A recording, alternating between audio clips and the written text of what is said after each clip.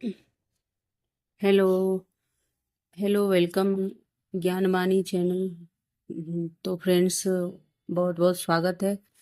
तो हम शेखर एक जीवनी पढ़ रहे हैं, उपन्यास, जो कि हम विस्तार से ही उपन्यास से ही पढ़ रहे हैं, क्योंकि एग्जाम में क्या है, वो सिलेक्टेड चीज़ों से तो अब आ नहीं रहा है। मतलब एक आध क्वेश्चन आ जाए तो ठीक है, नहीं तो हर बार पैटर्न चेंज आ रहा है। तो इसलिए हम पूरा ही पढ़ना, खुद ही समझने की कोशिश कर रहे हैं।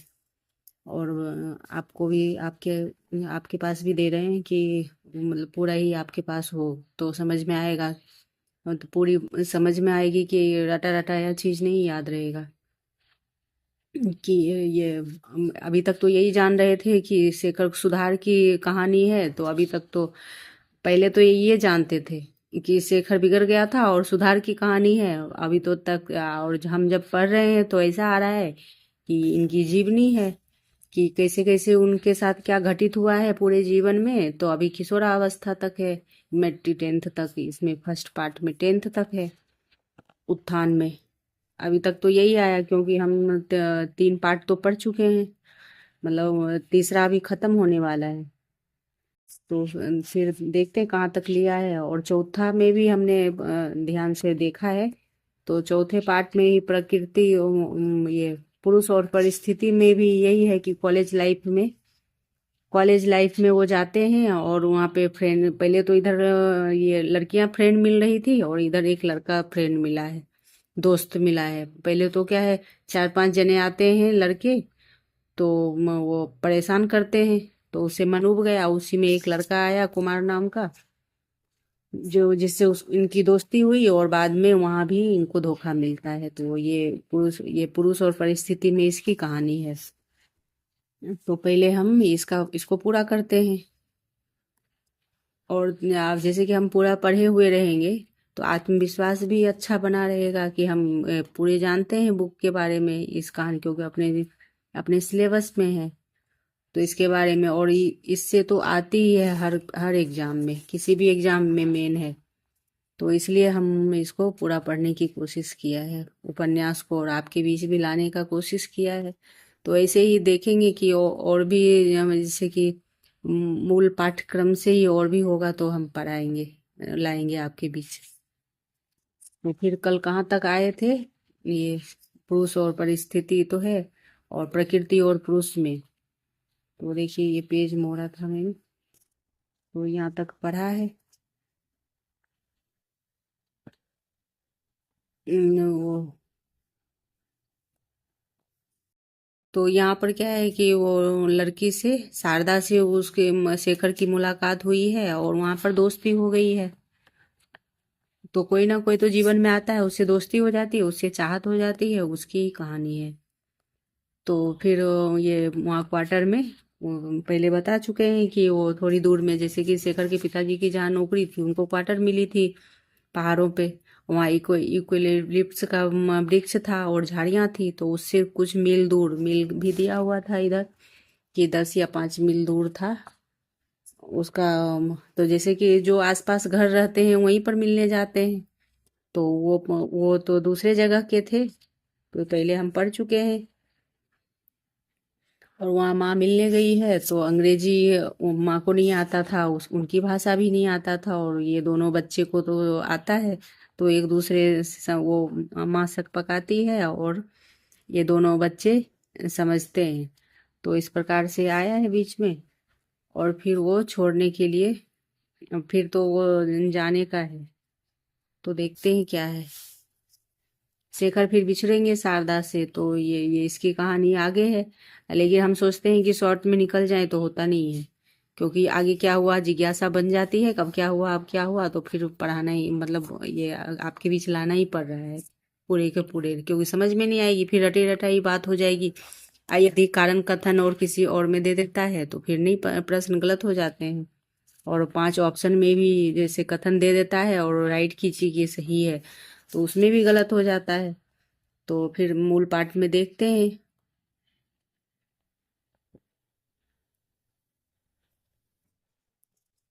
वो कहाँ तक पढ़ा था,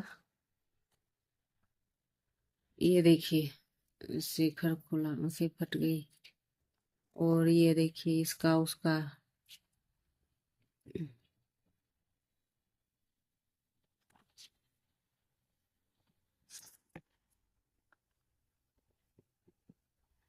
फिर अभी भी नहीं उठा, कपड़े पहने और ये प्रतिज्ञा लिया। अब देखिए जैसे कि वो बिछुड़ गया तो फिर से शेखर फिर बिछुड़ जाता है, पहले बहनों से बिछड़ा, फिर जो मिलती है लड़कियां, तो वो मौसी मतलब वे बोली मौसी बन जाती है, उसकी भी बहन ही लगेगी, लेकिन उससे भी उसकी मित्रता होती है, उससे भी जो बाग घूम घूम के मरुभूमि में गर्म आंधी की तरह हो करता हुआ उनके सिर पे उसके सिर में गूंज रहा था कि अविश्वसनीय होने से कुत्ता और चूहा दुर्गंध कीड़ा होना अच्छा है। अब फिर इनको चोट पड़ी है किसी बात की, तो देखते हैं फिर पीछे से लेना पड़ेगा कि पता नहीं। जब रात समाप्त हुई तब शेखर बहुत देर लिखना समाप्त हुआ। तब ये क्या हुआ है कि यहाँ देखते हैं, ये रात हो गई, शेखर उस समय अपने कमरे में बैठा बिल्कुल पाषाण सा। कुछ तो क्यों पाषाण हुआ था, तो यहाँ से देखते हैं। लड़खड़ाता हुआ सा शेखर उसे देखा और एक नेत्रहीन कर्णहीन मनहीन अनुभूति से उसे सोखा गया विष। और वह लड़खड़ाता सा उठा और कमरे पे बाहर चला गया, धोने रसोई घर की ओर नहीं गया। माँ ने पूछा रोटी लेगा, और वो उत्तर नहीं दिया, झुलसा हुआ। यह मुआ मुझे बहुत सताता है, मतलब वो माँ ऐसे बोलते हैं ना कि माँ ऐसे अब मतलब कुछ नहीं बच्चे को बोल देती है, जो जैसा करता है वो उसको वही नाम रख देती है। तो ये माँ बोलती है मुआ मुझे सताता है, इसके ढंग समझ नहीं आते, कभी कुछ करता है कभी कुछ करता है, माँ ऐसे बोलती है। तो ऐसे ही माँ वो रोटी पूछ रही है तो बोल ही नहीं रहा है, वो तो दूसरे गम में है।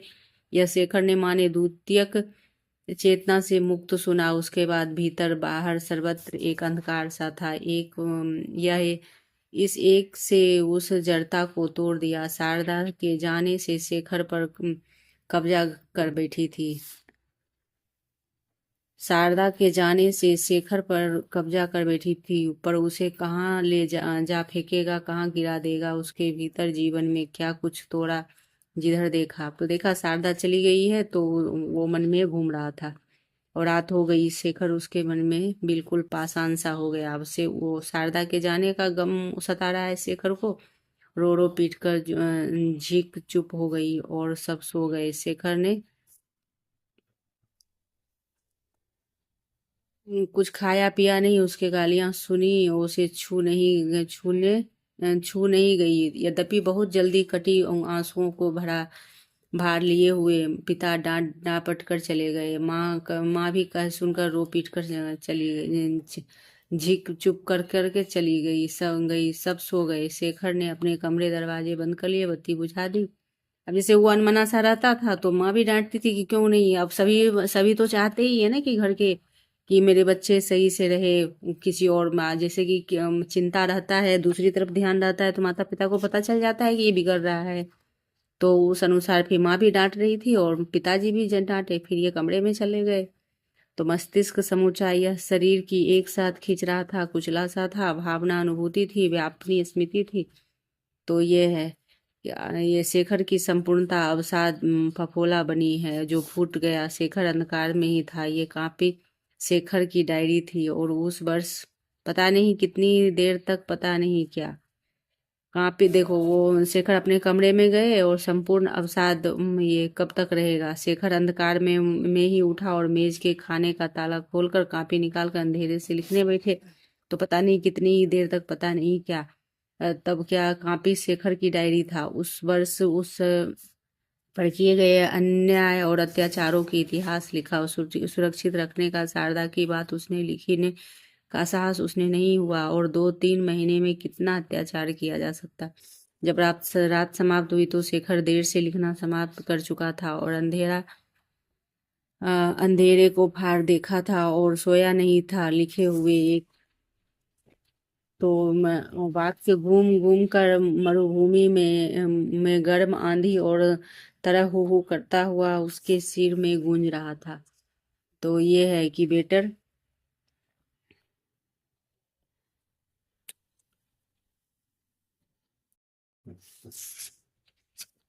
Better to better dog, a pig, a rat, a snake worm, than to be men whom on one trust।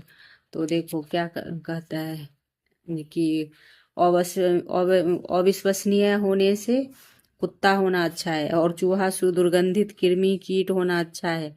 अब ये क्वेश्चन आ जाएगा। एकाएक शेखर उठ खड़ा हुआ और दीवार से अंग्रेजी में बोला, जाने क्यों वह घृणा का भाव और किसी भाषा में व्यक्त कर नहीं सकता। I hate her, I hate her. फिर जब भी कोई नहीं उठा था तब उसने कपड़े पहने और अपने कमरे की खिड़की के रास्ते बाहर जो कूदकर किसी ओर चले गए। सूर्योदय के तरफ शेखर 7-8 मील चला गया और एक बड़े से बाग में एक कीचड़ पड़े पोखरे के पास वह बैठ गया और उसने बहुत ही कुछ सोच डाला। स्त्री हत्या से लेकर आत्महत्या तक सभी प्रकार की साधनों पर विचार कर चुका था। शेखर एक मानसिक गठन किस सामर्थ्य ने यह शिक्षा केवल सिद्धांत है किस शक्ति का है। तो ये सब वो सोचने लगे थे।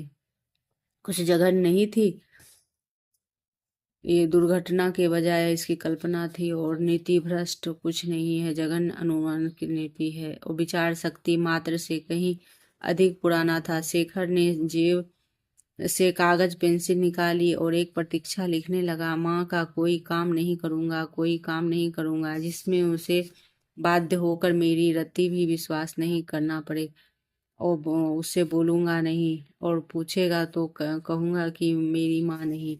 और किसी उपन्यास में से निकालकर आवाज़ बार बार कहती जाती थी कि विमाता है, विमाता है, विमाता है। अब देखो रोक माँ क्यों दुश्मन बन जाती है, क्योंकि उसके कोई भी ऐसा काम करता तो वो रोक टोक करती, तो इसलिए माँ के प्रति उसको गुस्सा था शेखर को। तो एक पेज में ही लिख डाला कि वो विमाता है, विमाता है। इस प्रकार से एकाएक स्वयं के बिना उसे परिवर्तन होता और उस शरीर के कुछ छा जाता और रंग की लाल रंग सूर्य की किरणें एकाएक शीशे में छनकर वह प्रतिज्ञापत्र छोड़कर गीली नरम भूमि पटक कर अपने बड़े बूटे से कुचलता सा कूटता हुआ और टुकड़े मिट्टी के नहीं जाते और दृश्य हो जाते। मैं क्यों हार मानूं, कोई विश्वास नहीं करता ना करे। मैं योग्य हूँ, योग्य बनूंगा, रहूंगा। इस चोट को चुपचाप सहूंगा, अपना अपमान पीऊंगा और दिखने नहीं दे। और सारे संसार का विश्वास और आदर पाकर उसे माँ के मुंह पर पटक दूंगा और कहूंगा, यह देख मैं इसे ठुकराता हूँ। अपनी विकसित होती हुई आत्मा में एक आग छिपाकर प्रशांत विद्रोह बनकर शेखर पर घर लौट आया। तो देखिए वो टीन एज में कैसी अवस्था होती है, मानसिक स्थिति उसका वर्णन है। तो जैसे कि वो कुछ भी करता है तो उसको लगता है कि हम सही कर रहे हैं और मैं जो विरोध कर रहा है, माता पिता तो यही चाहते हैं कि मेरे बच्चे अच्छे बने, मतलब एक लाइन पे चले, सुविचार और अच्छे सुसंगति में रहे। और शेखर को ये बुरा लगता तो माँ के प्रति आक्रोश जाहिर किया है। और अगर शेखर की मौत नहीं मांगी तो इसलिए उसकी दिशा भी मौत बुरी है, यह मौत मांगने के लायक भी जीता नहीं। और इस प्रकार देखो शेखर के माता पिता सरस्वती, शारदा और अंत में स्वयं अपने को खो चुका था और इतना अपंग होकर इसके लायक नहीं रहा कुछ सोच भी सके। लेकिन धीरे धीरे इन विषयों के प्रताप से उसे जानने लगा, स्वस्थ आदमी को शराब पागल कर देती है लेकिन बेहोश आदमी को सुस्त करने के लिए उसकी जरूरत पड़ती है। तो ये लाइन देखिए, ये आ सकता है, स्वस्थ आदमी को शराब पागल कर देती है लेकिन बेहोश आदमी को सुस्त करने के लिए जरूरत है। तो कविता और संगीत शेखर के लिए निरर्थक है और वह प्रत्येक अत्यंत रिकॉर्ड सुन तनिक भी सुख नहीं आया और क्रोध में रिकॉर्ड पटक कर तोड़ फोड़ कर चले गए और कुछ भी। तो ये सब है। माता पिता बैठकर बात कर रहे थे कि शेखर अलग बैठा है। एकाएक ध्यान आया और शेखर के पिता तभी दौड़ आए और उनकी माँ लाई हुई वस्तुओं को आलोचना कर रही थी और मधुरा की एक महीन धोती के बात करते हुए पिता ने कहा कि मैं वह मैं सरस्वती के लिए लाया हूँ, तुम कहती थी ना कि वो एक उसे भेजनी है। माँ बोली वह अब धोती कहाँ की थी, तो मदुरा की, तो सरस्वती के यहाँ भेजना है। माँ बोली वह उसे क्यों भेजनी है, ऐसी सुंदर धोती है, तो उसे रस्म पूरी करने के लिए भेजनी है। मालूम धोती के काम चल जाएगा, मामूली धोती से काम चल जाएगा। वह मैं आप ना पहनूंगा, आप ना पहनूंगी, वह मैं आप ना पहनूंगी। कई दिन तक शेखर इस ताक में रहा कि किसी तरह वह साड़ी उसके हाथ लगे और उसे जला डाले, फाड़ डाले। माँ पहन ना पाए, पर वह न जाने कौन सा बक्स के धर दी और फिर वह निकाली नहीं। तो फिर ये है कि शेखर वैसे ही बैठा था और गीत गोविंद के दो पद धीरे धीरे गुनगुना रहा था। अब देखिए गीत गोविंद, अब उधर तो थोड़ा सा ये ऐसा था और यहाँ इस ये पेज फिर इम्पोर्टेंट आ गया कि अन्यमनस्क क्या है, अन्यमनस्क पर कि स्वयं भी नहीं जानता।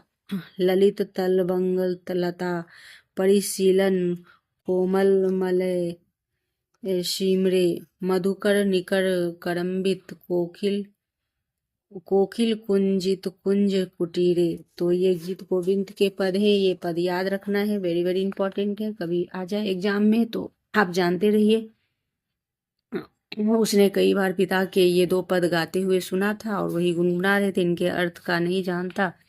उनके शब्द कुछ ऐसे मधुर था कि उसकी पहली बार सुनने की याद हो गई और बहुधा तभी पिता आए और शेखर के गाते हुए सुनकर वो उसने कहा पढ़ा याद है, अच्छा और कोई याद है कि हाँ कौन सा। तो धीरे धीरे सुमीरे यमुना तीरे बसती बने बनमाली गोपी। पिता ने टोक कर योग क्रुद्ध स्वर में पूछा, तुमने गीत गोविंद के पढ़ा नहीं है, फिर वो ये कहाँ से सीखा।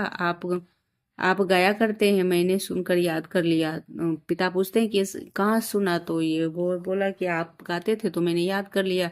बहुत दिनों से पिता ने शेखर को पीटा नहीं था, वे शायद वयस्क समझने लगे थे, लेकिन उस समय ऐसा क्रोध आया कि उनके 3-4 तमाचे जड़ दिए। तो पता नहीं माता पिता को काहे की गुस्सा रहती है, तो उसको 3-4 थप्पड़ जड़ दिया।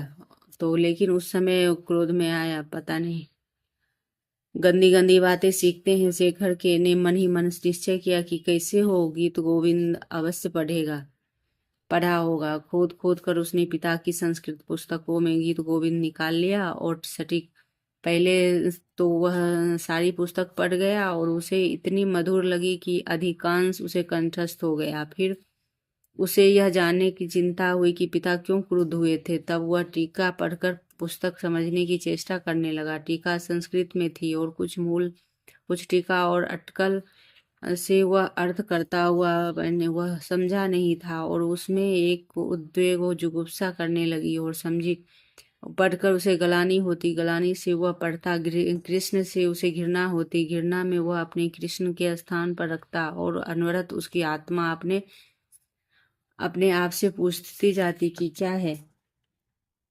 उसकी आंखों के आगे असंख्य चित्र नाचने लगे और असंख्य भूली हुई बातें संकेत कर अंधकार के छोटे छोटे पुंज, पिता, माँ, रसोईया, नौकरानी, अत्ती, कमिश्नरी, आया, चिन्निया। फिर अमृतसर में कन्हैया के कटरे का एक दृश्य। वह परीक्षा देकर लौट रहा था, रास्ते में अमृतसर देखने के उतरा और साथ लाहौर भेजा हुआ था एक व्यक्ति था जिसे अमृतसर दिखाने का काम सुपुर्द किया गया और स्वर्ण मंदिर, जालियांवाला बाग इत्यादि स्थान चुकने के बाद भी भाई अब एक नई चीज देखे और शेखर को साथ लिए उसने कटरे में घुस आया और शाम वक्त हुआ। कटरे से निकली मंजिला दुकानें खुली थी, हलवाई और पकौड़ियाँ वाले यहाँ जहाँ तहाँ नजर आने लगे। चिल्ला बाजार शोभा और ऊपर मंजिले, वहाँ प्रकाश अन्यस्त और भोली आंखें लगा। इतना विपुल सौंदर्य उसने कहीं नहीं देखा। एकाएक एक शेखर देखता है कि स्थिर उपलक स्तंभ में विस्मय डूबा हुआ देखता है और लेकिन उसके मन ने कहा कि शायद काजल के आधिक्य से है और विस्मय इतना सौंदर्य। लेकिन उसके साथी उसकी ओर हंसी हंसी करके खींचते हुए ये साली बच्चे बूढ़े और ख्याल नहीं करती सभी। अभी शेखर चलता हुआ इस वाक्य का अभिप्राय सोच रहा था कि साथी ने कहा कि जिम्मेदारी है, नहीं तो, और चुप हो गया। फिर पिता के संग्रह में चोरी से देखा हुआ छिन्नमस्ता का एक चित्र उसके उद्योग भाग को एक कागज की पत्ती लगा। पिता ने ढका हुआ था। शेखर ने उघाड़ कर देखा तो पिता के संग्रह में चोरी से देखा हुआ क्या था? छिन्नमस्ता के का एक चित्र था, ये याद रखना है। छिन्नमस्ता का एक चित्र था जिसके अधोभाग से कागज ये था। शेखर मानो कांपने लगा। उसका भी मिचला सा उठा था। उसे लगा कि असंख्य बिच्छू उसे काट, लेकिन उसके दंश में विष नहीं, मधु है। और कितना मीठा है यह दंश। तब अत्ती की आयु कोई, अब देखिए अत्ती जो हलवाई की पत्नी थी, अत्ती, तो अत्ती के बारे में भी पूछ सकता है। अत्ती की आयु कोई 20 वर्ष की थी। अपने देश के जात स्त्रियों की तरह एक एक वासना रहती थी। एक वसना, एक रंग बिरंगी चार खानी धोती से वह सारा शरीर। और खाने में धोती अधिकतर गरीब लोग पहनते थे। ये मतलब धोती जैसा ही साड़ी भी होता था, तो एक छन्ना वो धोती पहनती थी। शरीर ढके रहती थी। सिर पर उसका खुला रहता था और बहुधा एक कंधा भी उघड़ा रहता। देखिए एक पात्र की विशेषता भी एक पेज में, 2 पेज में है कि अत्ती जो थी हलवाई की पत्नी, वो दाई का काम करती थी। उसका बदन साधारण था, न लंबा था न नाटा था। अत्ती कैसी थी तो ये भी दे दीजिएगा, क्योंकि अभी गोदान में आया है न, किसका रंग कैसा है 2026 में, तो किसी का भी कुछ भी दे सकता है। अपने सिलेबस पर पूर्ण कमांड होना चाहिए। यदि यूजीसी नेट क्रैक करना है, जीआरएफ क्रैक करना है, तो अपने सिलेबस पे पूरी तरह कमांड होनी चाहिए। कमांड मतलब हर एक उपन्यास को पढ़िए, समझिए, वो कहानियों को सबको। तो नाटा दुबला भरा हुआ लेकिन खूब स्वस्थ, और शरीर रक्त खूब, और मोटे खूब घने काले माथा। ये है अत्ती की। अत्ती कैसी है तो इस पर एक नजर डाल लीजिएगा अच्छे से। चेहरे कुछ बड़ा था, आंखें बाकी थी, कुछ छोटी थी, सुंदर नहीं है। अब जैसे कि क्लास को रोक के मतलब फुल स्पीड में 2x के मोड में भी आप सुन सकते हैं 1-2 बार। और फिर जहाँ ऐसा लगे इम्पोर्टेंट, जहाँ मैं रेड रेड लगाती हूँ, तो उसको आप रोक के ध्यान से पढ़ सकते हैं। तो सदा हंसती रहती और हर एक बात में हर एक के साथ हंसी। और वो अच्छी जो थी बहुत हंसमुख थी, अच्छी थी। शेखर के साथ बात करते हुए शेखर वहाँ हंसा करती थी। कभी कभी शेखर को लगता था कि हंसी कुछ गंभीर है और अभिप्राय है, तो कभी अति के पास कहीं हो तो वहाँ बातें करता रहता था। वहाँ उसका मन लग गया। तो फिर पिताजी डांटते हैं, माँ और पिताजी डांटेंगे फिर से। अति उसके आने जाने वो धीरे धीरे वही मन लग गया। उसको बच्चा था, किशोरावस्था, बचपन से किशोरावस्था में था, तो वो जहाँ मन लगता वही वो काम किया करते थे। तो गुदगुदा ने निश्चय ये सब है, तो मेरे आने से शेखर चोट पहुंची और वहां एकाएक तीखी उत्तेजना मिली जानकर। वैसे ही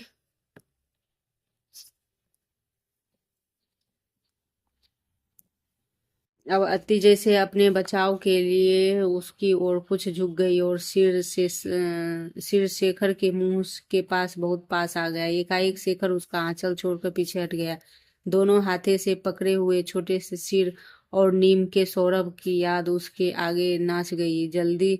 शेखर जल्दी से कमरे में बाहर निकल गया और पिछले किवाड़ पर उसने धड़ाक से बंद कर लिया। अब जैसे कि वो पिताजी देख रहे थे, कुछ उसके पास बैठता है और समय बर्बाद करता है, तो फिर आके डांटा पिताजी ने। हम्म, तो देखो यहीं पर है कि पिताजी आके डांटे थे। शेखर कमरे में बुहारी बाहर आया और पीठ झुकाकर धोती फिसल गई। अब जैसे कि वो बुहार लगा रही थी तो उसकी पीठ की धोती खिसक गई थी अत्ती की। तो घूमर शेखर देखने लगा, तो जानकर अत्ती आने की खबर आई। पास आकर सोचने लगा, उसे चौंकाए, फिर गुदगुदाने की निश्चय की। और वो तब मुस्कुराती शेखर होना मालूम है, तो उसका ये पीठ और कंधे के लिए कंधा शेखर। मेरे मन में पता नहीं था विचार शेखर चोट पहुंची है। एकाएक तीखी उत्तेजना मिली और जानकर तो खड़ी हुई। शेखर ने बढ़कर उसकी धोती को छोड़ पकड़ा और किसी खींचकर पहले से उघाड़ दिया। तो अत्ती जैसे अपने बचाव के लिए उसकी ओर कुछ झुक गई और उसका सिर शेखर के मुंह पर आ गया। तो ये सब है अत्ती के साथ जो हो रहा था वो। शेखर के घर में कुछ दूर दूर